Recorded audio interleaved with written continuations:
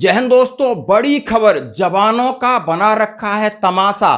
करा करा के घरेलू काम नाक में कर दिया है दम। हथियार तो है दूर। और जब पत्रकारों ने ये खबर छापी और उनके सीनियर अधिकारियों से पूछा कि आखिर ये जवान AK-47 चलाने वाले जवान पोछा लगा रहे हैं, कुत्ते को घुमा रहे हैं, घर के काम कर रहे हैं, आखिर क्यों? तो सीनियर अधिकारी का जवाब क्या था, जरा सुनिए। बोले मालूम नहीं, हमारे जवान ऐसा काम करते हैं। अब तू किस बात का सीनियर अधिकारी? उसको पता ही नहीं कि उनके जवान ऐसा काम करते हैं। और ऐसा ही ये किस फोर्स का है, जरा बात करते हैं। हर एक फोर्स में जवानों का सीधा सीधा शोषण हो रहा है।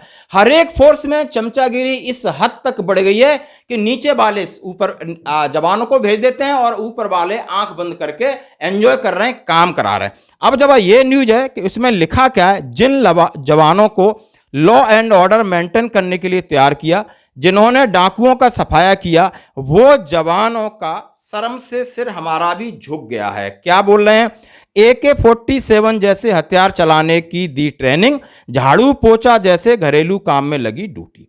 ऐसे 4,567 जवानों पर सालाना 176 करोड़ रुपए खर्च होते हैं।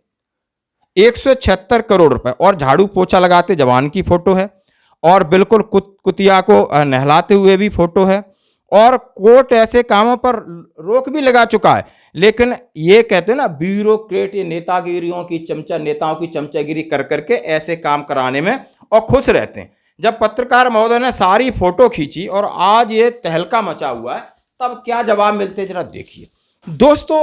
अब मैं आपसे पूछना चाहता हूं, सेना के अंदर भी दबा के काम चल रहा है इस तरीके का, चाहे पैरामिलिट्री फोर्सेस हो दबा के, स्टेट फोर्सेस हो दबा के, हर जगह ये मनमानी कर रहे हैं। मनमानी, ये एक भ्रष्टाचार है। जब एक जिम्मेदार अधिकारी अपने 10-10 जवानों का अपने घरेलू काम में कर रहा है, ये भ्रष्टाचार नहीं है?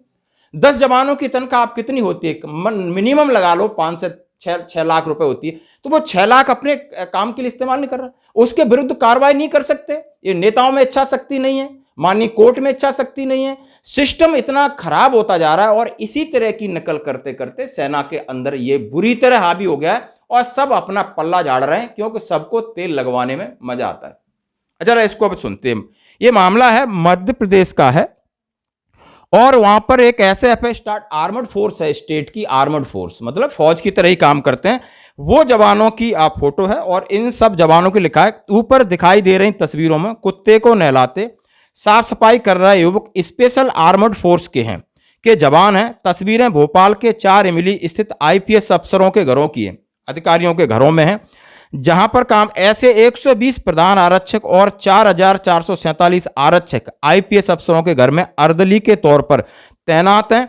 इन जवानों के सशस्त्र बल की पूरी ट्रेनिंग लिए, AK-47 चलाने में ये लोग माहिर हैं, ये लॉ एंड ऑर्डर मेंटेन करने में माहिर हैं, बट इनको जवाबदारी मिली है कुत्ता घुमाना, गार्डन देखना, किचन संभालना।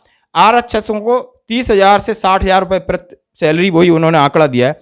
जब महाशय से पूछा गया तो हमें मालूम नहीं, वाह, मुझे नहीं मालूम, जांच करवा लेता हूं। SF ये बोला हमें मालूम नहीं, जांच करवा लेता हूं। और ये इसमें मद्रास हाई कोर्ट ने करीब 8 महीने पहले अर्दली व्यवस्था को खत्म करने का आदेश दिया था। जस्टिस SM सुब्रमण्यन ने कहा था कि जो अधिकारी अधीनस्थ को इस तरह का काम करने के लिए मजबूर करते हैं, गृह मंत्रालय और आर्मी या कोई काम करे, ये CRPF जवान की याचिका पे था। आप ये देख सकते हो दोस्तों न्यूज। CRPF में भी पैरामिलिट्री फोर्सेस हो, जितने आर्मर्ड फोर्सेस हैं, ये भी एक आर्मर्ड फोर्सेस है स्टेट का, और वहां के IPS अधिकारी किस तरह घरों के काम करा रहे हैं। सेना के अंदर भी किस शर्म नहीं आती इन लोगों को, इनका जमीर बिक चुका है, इनको आदत पड़ चुकी है। तो ऐसे लोगों से न्याय आप समझ सकते हो, ये एक भ्रष्टाचार नहीं तो क्या है? मैं आपसे पूछना चाहता हूं, आखिर ये कब रुकेगा? ये एक शोषण भी है, भ्रष्टाचार भी है। ऐसे अधिकारियों से आप किसी न्याय या किसी पारदर्शिता की उम्मीद कर सकते हो? बिल्कुल नहीं कर सकते। ये इनको चाहिए घर के नौकर अपने बीवी बच्चों के लिए, कुत्तों के लिए। जहां तक बीवी बच्चे छोड़ दो, कुत्तों की भी सेवा करा रहे हैं। शर्म आनी चाहिए इन लोगों को। धन्यवाद दोस्तों।